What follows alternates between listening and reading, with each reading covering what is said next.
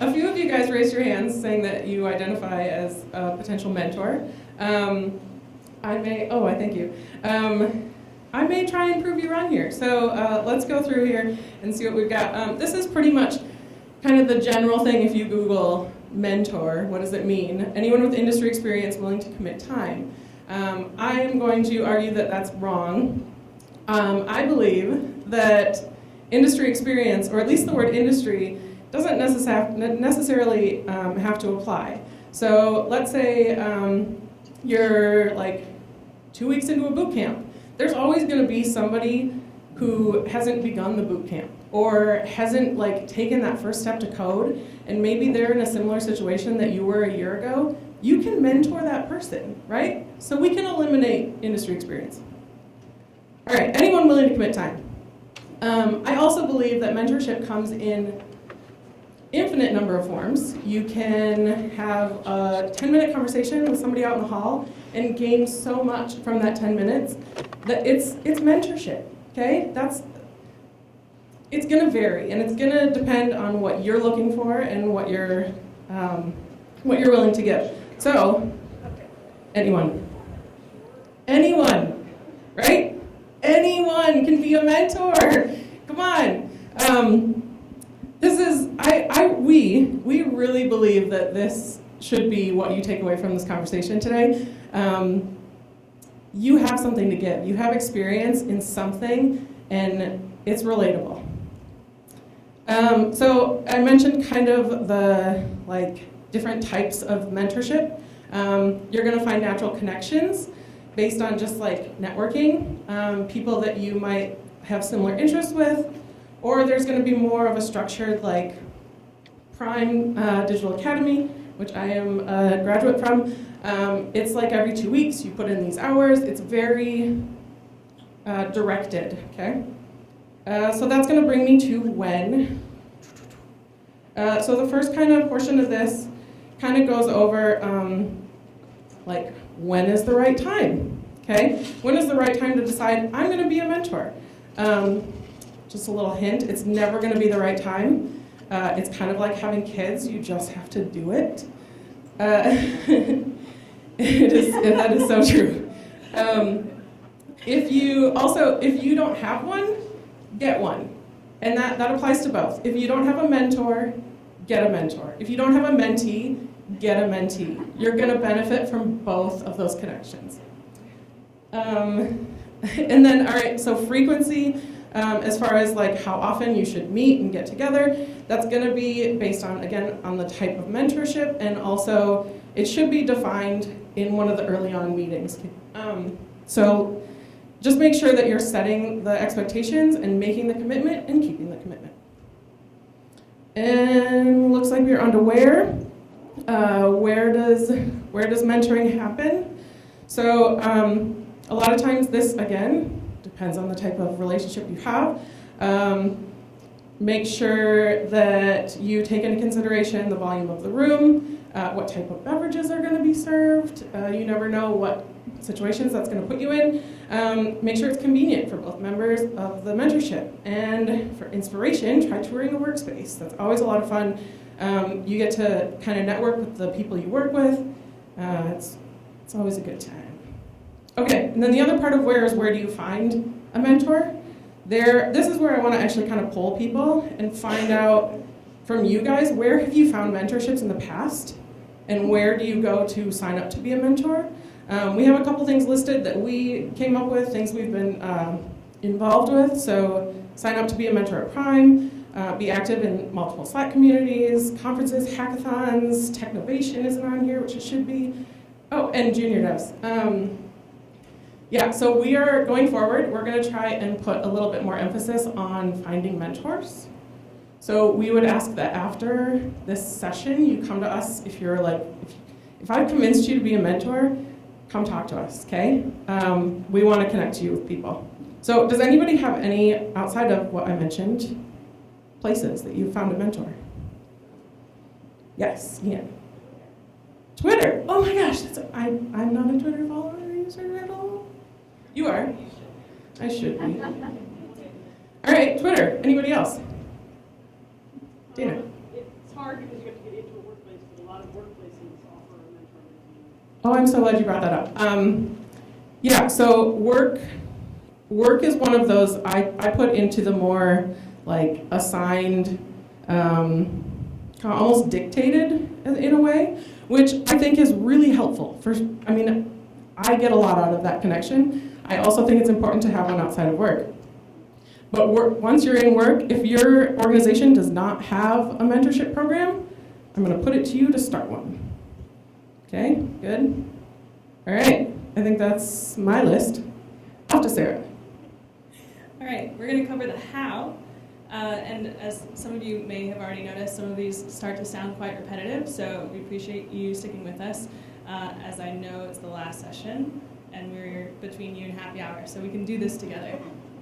So, yes, for the how, as Carla mentioned, some connections will be more structured, like potentially the workplace. Also, similar to how Prime sets it up, there's more structure and more intentional work put behind placing you as the group, or looking at who on maybe your leadership team at work is going to be the person you're being mentored by. But you can also find some that are more naturally occurring, like Twitter. I have to agree. I went to a conference over a year ago, reached out to a speaker that I saw.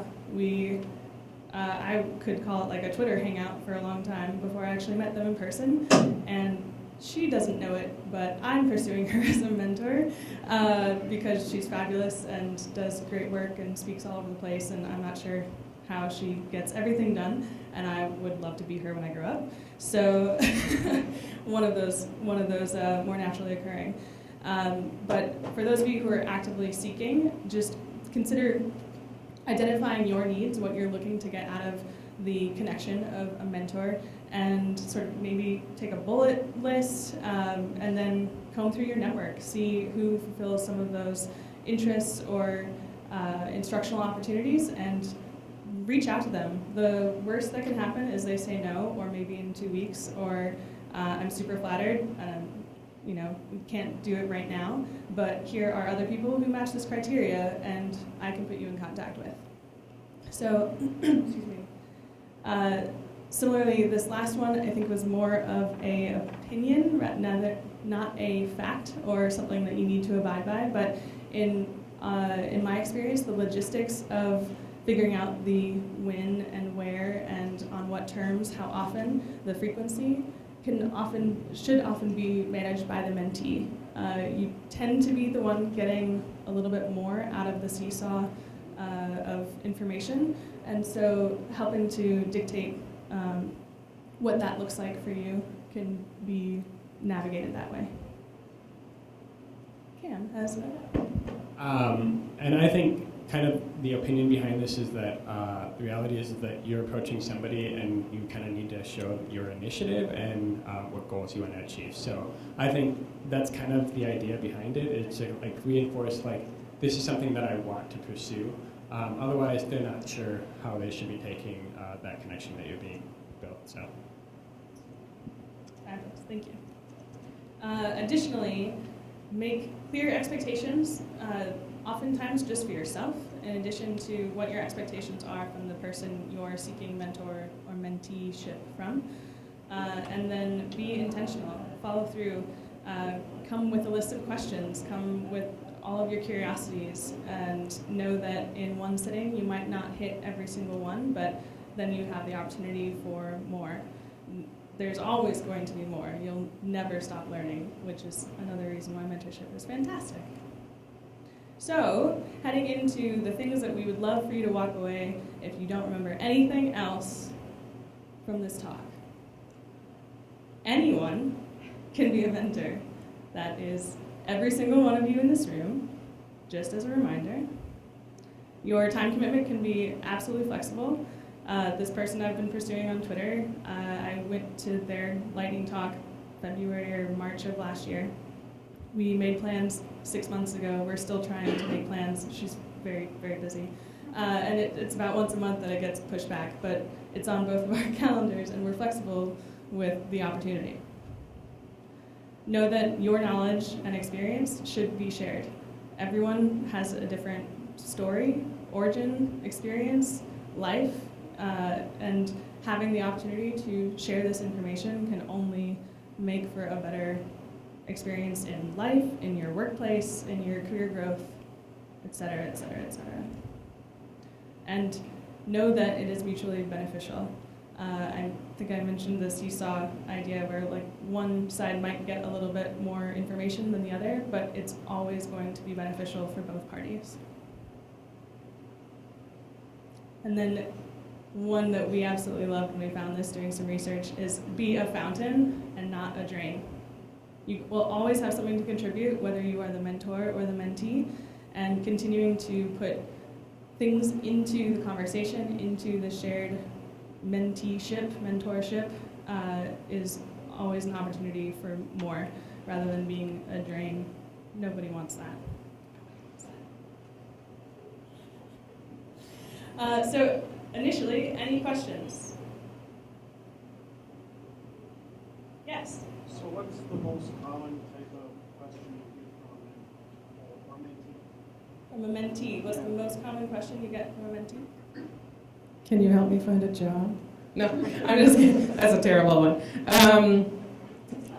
I think, at least for me, like, it's usually more for the advice and for the support. So you'll get a lot of the things that are like, what should I do in this situation? What's the right decision? What's the right thing that I should do to make sure that my career stays on the right path? And I think that something that we didn't include in here is that I think it's really important for, in the position of a mentor, to be a little bit more hands-off and not say, well, you need to take the job with this company because I know this person and it's going to work out for you. It really needs to be, the decision should be made by the mentee, and you're just there to help offer the advice or guidance or share your experience. Does that answer your question at all? Cool. Any more before we kick this thing off? Matt?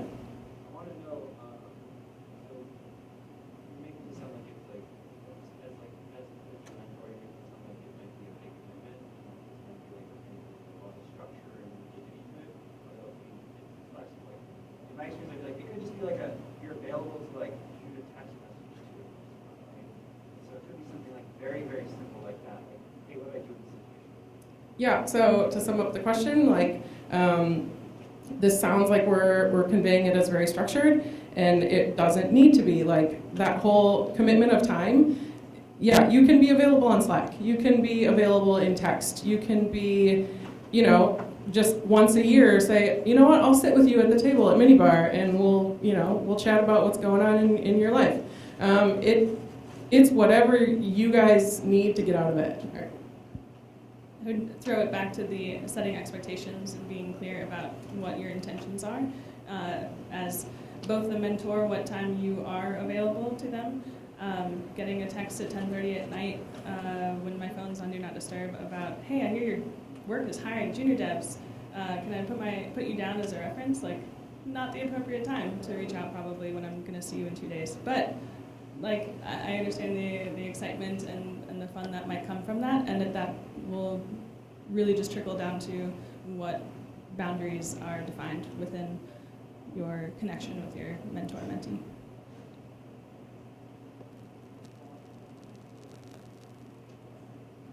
I don't know, I was told that introverts take a few more minutes to raise their hand, so I just want to make sure before we move on. Okay. So, mentor time. After everything that you've heard from us, please have a show of hands for those of you who feel like you would be confident mentoring other people. Come on. I didn't say anyone, right? Yeah, so it could be all hands raised. And if there's no judgment if you're not raising your hand, that's completely fine.